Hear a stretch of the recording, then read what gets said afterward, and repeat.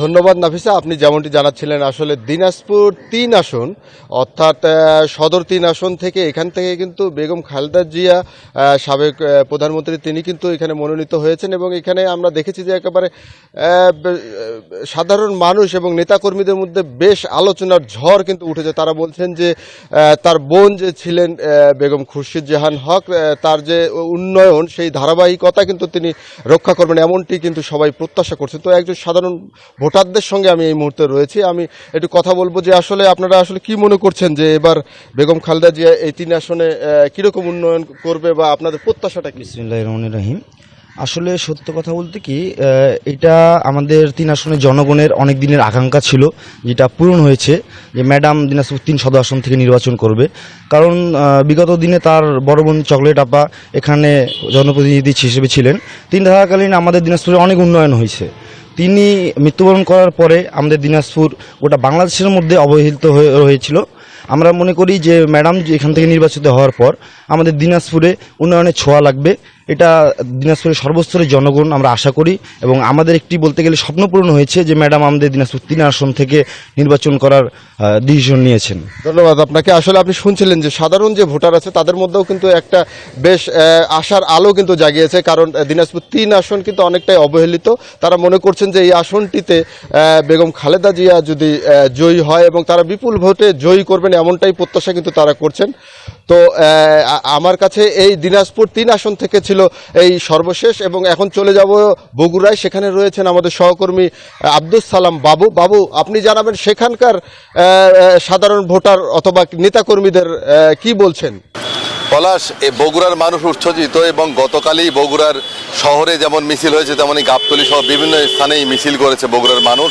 তারা আনন্দিত যে দীর্ঘদিন প্রতীক্ষার পর বেগম খালেদা এবং বিএনপির ভারপ্রাপ্ত চেয়ারম্যান তারেক রহমান বগুড়ার 2টি আসনে প্রার্থী হয়েছেন। আমরা রয়েছি বগুড়া শহরের স্টেশন রোডে, যেখানে ফল ব্যবসায়ীরা থাকেন।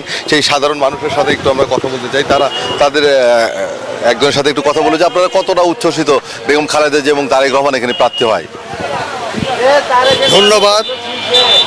বগুড়া সদর 6 এবং শাহজাহানপুর গাবতলী 7 থেকে জনাব তারেক রহমান এবং ম্যাডাম খালেদা জিয়া দাঁড়ানোর জন্য বগুড়ার মানুষ অধীর আগ্রহে।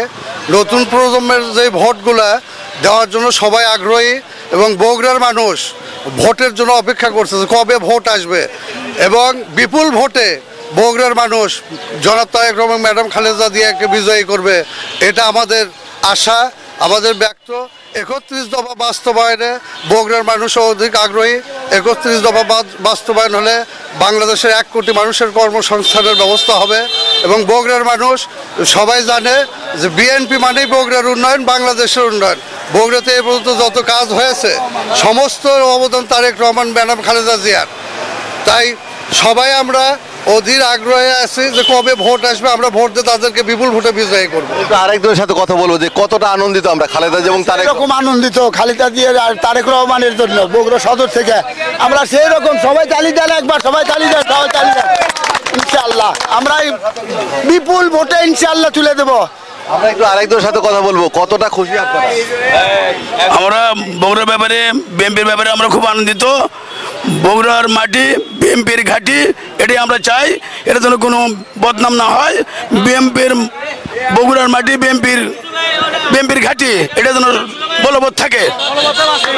ওনারা কিন্তু খুবই উচ্ছ্বসিত এবং আনন্দিত বগুড়ার মানুষ। আমি আগেই বলেছি যে গতকাল বগুড়ার শহরে জেলা বিএনপির উদ্যোগে কিন্তু বিশাল মিছিল হয়েছে, যেই মিছিলে সব শ্রেণী পেশার মানুষ অংশ নিয়েছিল এবং গাবতলীতেও আনন্দ মিছিল করেছে পৌর বিএনপির উদ্যোগে। সেখানে তারা সমাবেশ করেছে, দোয়া করেছে এবং সর্বস্তরের মানুষের মাঝেই কিন্তু আমরা দেখতে পাচ্ছি সেই আনন্দ উচ্ছ্বাস। তো বগুড়ার সদরে বিএনপির ভারপ্রাপ্ত চেয়ারম্যান তারেক রহমান এবং বগুড়ার 7 আসনে বেগম খালেদা জিয়া বিএনপি চেয়ারপারসন তিনি প্রার্থী হয়েছেন এবং মানুষের মধ্যে উচ্ছ্বাস অনুভূতি রেখেছি। জেলা বিএনপি সভাপতি রেজাউল করিম বাদশা জানিয়েছেন যে তারা ইতিমধ্যেই কাজ শুরু করেছেন এবং সর্বোচ্চ ভোটে তাকে নির্বাচিত করার দৃঢ় প্রত্যয় ব্যক্ত করেছেন বগুড়ার জেলা বিএনপি সহ সর্বস্তরের মানুষ। এই ছিল বগুড়া থেকে সর্বশেষ। ফিরে যাব স্টুডিওতে। আব্দুস সালাম বাবু, আপনাকে ধন্যবাদ।